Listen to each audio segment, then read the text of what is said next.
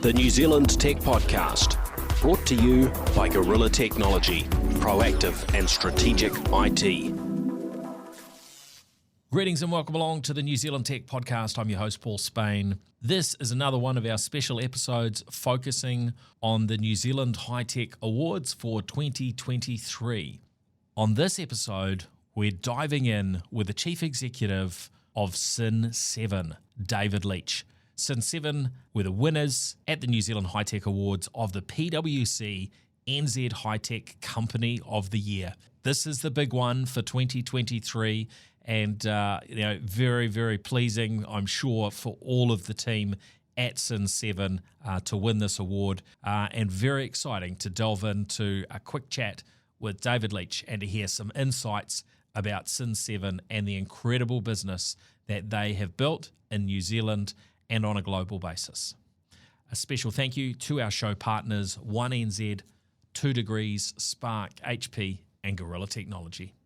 Welcome, David. Paul, thanks for having me. Great to be here. Yeah, look, congratulations on getting the big gong. It's very, very exciting. Thank you. It was a very special moment, a real highlight for our team. And when they read our name out, it was a surprise. We just had this amazing moment. I think I'll remember it for many years, Paul. Well, as you should. I mean, to come away with the grand award is it's a pretty big deal when we sort of look back in previous years in terms of who's won it. It is really, really something special, and I'm sure your team must be feeling pretty chuffed, pretty proud of themselves. We all are, yeah. And to put it into perspective, I've always been in software, and when I was younger, I worked at Orion Health, and they're one of the companies that have won it. And I was working there when we won, and it was a big deal. But I was sort of younger, further down the ranks, and I still remember that moment. And it sort of made last Friday night extra special. And a real highlight for the team and for me personally, yeah. Yeah. Well, look, Cin7, a business that probably a lot of people haven't, had a particular reason to, engage with directly. It hasn't had maybe the sort of attention of, for instance, company like Xero, which, of course, so many New Zealand businesses use, whereas you're a bit more focused, very much a product that's on the global stage as well as on the New Zealand stage. So maybe you can just share a little bit with listeners in terms of what is it that Cin7 does. It's very true. We have flown under the radar locally here in New Zealand. Around 10% of our customers are in New Zealand. Our customers are also businesses, not consumers, so we don't have big marketing budgets to get our name out there, and little need for that locally here as well. We're also not a public company, private company, so not listed on the New Zealand Stock Exchange, etc. So that would be some of the reasons. But globally, we're doing an excellent job, I think. We've got this amazing team that's executed really well. What we actually do is inventory management. And I need to explain that to unpack it a little bit. So firstly, Cin7 stands for connected inventory. But what are we connecting? We're connecting the world of digital commerce. And if you're an inventory business, a product business that has physical products, you need to sell that product. How do you sell it in 2023? You sell it online and offline. You sell it in your own stores. You sell it in department stores, but you sell it in different marketplaces. And so it's increasingly common to have multiple sales channels. And when you have more than one or more than two, the wheels can fall off if you're trying to run that inventory out of a spreadsheet. So that's a big reason why customers come to us and ask for our help, is because they have a successful product, it's growing, but the wheels are falling off operationally and they need our help. And so we're really passionate about helping them in that early stage. But we're very passionate about growing their business, helping them as their technology partner, their growth partner, so that over the years they can keep turning on additional sales channels, winning contracts with Walmart and expanding into another territory, and being that technology partner and their operating platform. And by doing that and continuing to focus on ironing out the kinks in our software, the quality of our software, reducing friction, like achieving time savings for our customer, we give them long legs and longevity on our platform as well. So to sort of wrap that up, what we're ultimately doing is creating tomorrow's big brands, these big product brands of the future on our platform. And that's what excites us. Yeah, that's exciting. And maybe you could walk us, back a little bit to some of the founding, story of Cin7, because there's always that sort of, starting point. We're looking at the business now as an award winner, a business that, I think the majority of the shares were sold, internationally and in a deal that had to get the Overseas Investment Office sort of sign off. So, that makes it a $100 million plus sort of, deal. So, that's a journey, right? So, tell us a little bit about those earlier days. I would describe it as a game of two halves. So the halfway mark being that transaction in 2019. Danny Ing is our founder. He started it in 2012 in Auckland, New Zealand. He is from Vietnam as a young boy. He moved to New Zealand as a refugee, grew up in sort of Rotorua in Te Puke area. And he started this business firstly as Datum Connect. It was the name, and it was custom e-commerce websites. And then moved to this inventory management focus. Initially, the concept of a database of products and SKUs that have certain qualities, a description, a price, a size, etc. And it developed into Cin7. I remember he founded it in Valentine's Day, 2012, and it grew quickly, running the business entirely out of Auckland, actually, but customers in 25 countries or so by the time the business got to 2019. And Rubicon Technology Partners is their full name, a US-based private equity firm, snapped up the business, and now the majority owner continues to own the business today. And working with them, their expertise, their capital, I've stepped in as the CEO in the same timeframe, joined 2019, running the second half of the story, continuing to grow the business, in particular investing into talent overseas, offshore talent. We've grown a large team in the US. I've gone from 0 to around 70 people today, based largely out of our Denver office. And we today have a leadership team that's split between Auckland and Denver.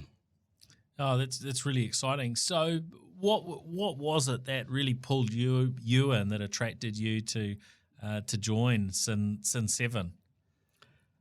Well, I've always been in software, and I have this technology background that has evolved over the years to a love for product and marketing products, building products, competing by differentiating that product. And when I saw Cin7, I quite liked the complexity of the platform, the mission-critical nature of the platform, just the fact that the customers are so reliant on this platform, and it's sort of the middle of their ecosystem of tools they need to run their business. So I could see a lot of good qualities. And I could see that they had the beginnings of a global customer base, some success in the US, and just a lot more potential. So at the time I joined where that potential was not tapped out. I felt like I could make a difference and do some great work here. And what size was the team at that point? The team was around 140 at the time. Yeah, and you were actually we're in the same premises, even the same floor as the business now. Yeah, my team with Podcast New Zealand and Gorilla Technology, we moved in sort of between 18 months and 2 years ago. And in fact, it was one of the things that, when I thought about it, I thought, well, if a company like Cin7's been here and they've done well, then, I'll take that. It's Paul, that's right. Yeah, it's a blast from the past, like to come back into the very building where Cin7 started here in City Road, Grafton's pretty amazing. And I agree. I think one thing I remember saying at the event on Friday night was the belief that leaders need to have, like the belief that your business can be bigger, can be better, and can take on the world, outside of New Zealand. And with very strong belief, a lot can happen. And so coming into a business, you've got 140 people, there's this, the private equity deal that had been done at that point. there must have been some challenges to come into, right? Every business has challenges, whether, being a software business, kinks in the software, those sorts of things. There's the marketing. There's so many aspects. It's true. What were the areas that you found that you had to really get stuck into? And maybe you can share a little bit about solving some of those problems to take the business into the next stages. It's a great question because it's very multifaceted, but I would say people and culture was among the biggest focus areas. And you could say ironing out the kinks of the startup years and removing some things that were not really foundational for setting us up for future success. The other way to describe people and culture is organizational health and organizational design, the structure of the business in terms of the roles, making sure the foundations are in place so that we had the right people and the right processes and systems to succeed. There's a couple of key books as well that I have followed and our PE firm follow as well. Patrick Lencioni, if you've heard of him. Yeah. Two key books, The 5 Dysfunctions of a Team and The Advantage. Really, and The Advantage is quite prescriptive. So if made an effort, especially in the first year or two, to really follow the guideline that is in that book, and it's really worked out very well for us. Wow. Oh, that's really interesting to hear because I've read both of those books in the last 12 months, and I'm there's part of me is still trying to get my head around. Well, how do you implement these things into a business, and it's not just a kind of a casual turn a couple of small knobs. It's a pretty big deal. So well done. That's exciting. It is a big deal. It's like fast growth means fast change, and fast change is quite hard. It's internally disruptive. It can create stress in the organization, disengagement if you're not careful. So it's trying to be very, very thoughtful all along the entire journey and look after the people. And one of the big things that I talk about a lot, even though I'm a technology guy, you scale a SaaS company not by scaling the software first. You scale a SaaS company by scaling the leaders. And if you have great leaders, your leaders are going to scale the software. And that sort of principle is something I've always reflected on, and I've tried to work hard to hire in great leaders and build great leaders. That's awesome. That's great advice. And it means you've got to keep stretching yourself, doesn't it? It does. Yeah, I've also needed to grow and change as well. I keep reinventing my role as we've grown and gone global, etc. And just for those that are listening, maybe not familiar with Patrick Lencioni's material, anything that you can kind of break down in terms of what that's all about? I mean, it's sort of transparency, really, isn't it, as the key? Yeah, so transparency and trust is one of the most fundamental points in the 5 dysfunctions of a team. The team piece, like it's really referring to the leadership team at the top. So if you're the CEO listening, it's that immediate team, the team that surrounds the CEO, and how that leadership team needs to be a functional team, not a dysfunctional team, and how it begins with trust and needs to go on a journey. For example, if you think about a marriage, it's a real relationship. It's not all roses. You have real conversations, you have arguments, you disagree with each other, you're honest with each other. Yeah. But often in a workplace, people are surface level.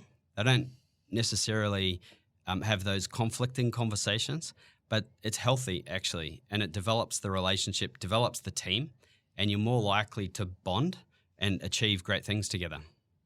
Yeah, I've learned a lot. I really have. I haven't led a business of this scale before, but so far it's going well, touch wood. So how big are you? So how big? So today, around 350 people, 8,500 customers in over 100 countries. Our people are in 9 countries, but actually the majority of the people would be in 5 offices we have dotted around the world. Our largest office is here in Auckland, New Zealand. Second largest is in Denver, and then 3 other regional offices. I think I cut you off before. Apologies when I asked you how big you were. Sorry. You were asking me about some key themes from Patrick Lencioni's book. Moving to the advantage, the other one that I really like is the whole concept of a rally cry. So a rally cry is like setting a big challenge for the entire company, and it might be hard and big, and it might last for 12 to 18 months, and it's rallying the troops. That's why they call it a rally cry. You could say it's an American sort of terminology. But this rallying cry is a motivating, simple sentence. What's important is what hangs off it. So what hangs off it is 3 to 5 big goals for the team, for the entire company. These are company goals, but worded very carefully so they're specific. You could call them SMART, specific, measurable, actionable, etc., and time-bound. And so these few SMART goals that hang off the rally cry and constantly talking about them and measuring progress over that 12 to 18-month period is how you can move the whole company forward and achieve those big, hard things. That's quite a strong point in the Advantage book. Yep. Yeah. I think there's a lot more we could probably go into. And I think listeners would be interested in hearing more. So maybe I can ask if you'd be available to come back and we can do a bigger episode either for the New Zealand Tech podcast or for the New Zealand Business podcast. I think it'll be great to catch some more. Anything else that you would like to share with listeners, that whether they're looking at how they can position themselves to be part of a NZ High Tech winners themselves in the future, or any other tips generally for listeners? So the Company of the Year category is interesting. I was describing it to my team today. And in my view, Company of the Year is not just about the financial success or the size or the scale. It's about the company in all things. It's about what you're doing for the community to give back. It's about the people and culture, and more specifically your systems and processes around the people to create a great place to work. And it's about things like how you go about the structure to setting goals for the business, things like the rally cry I was just talking about, being able to use proper systems and tools to have structure to how you set goals and how you cascade those goals and how you achieve them.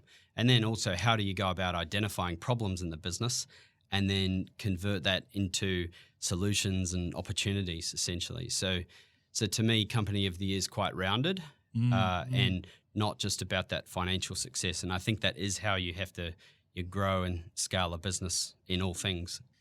Yeah, I think that's a good point, because you can look at particular areas and be doing really well, but if you're not doing well, broadly across the board, then you're probably going to come unstuck at one point or another, right? Yeah, I think so. Yeah. The rest is dream big, like set the goal. This could be one of those company goals that you set that in a year or two you're striving, and don't be shy about the ambition. Strive to achieve big things, and you achieve big things. And if you set small goals, guess what? You're going to achieve small things. Yeah. Oh, that's absolutely brilliant. Well, thank you so much, David Leach. Really great to have you on the New Zealand Tech podcast. And, of course, congratulations to the whole Cin7 team for being winners of the PwC NZ High Tech Company of the Year Award for 2023. Thank you very much. I'll pass that on to the team. Well, thank you very much for joining us on this special episode of the New Zealand Tech podcast. Of course, you can catch other content and interviews focused on the NZ High Tech Awards for 2023 by subscribing to the New Zealand Tech podcast through your favourite podcast app. You can also find our content across on YouTube, LinkedIn, Twitter, and Facebook.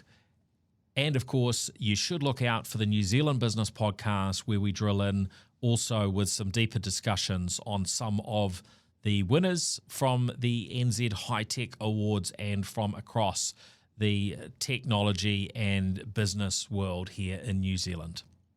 Big thank you to our show partners, Gorilla Technology, HP, Spark, 2 Degrees, and 1NZ.